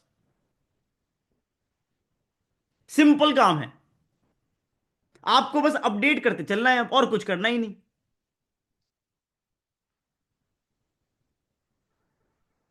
बस बिल्कुल नित्या। एक आपको जगह मिल गई ना, बस अब आप इधर उधर नहीं भटकोगे। यार पढ़ना तो तुम्हें ही पड़ेगा ना यार, उसका कोई ऑप्शन ही नहीं है। You will have to study it.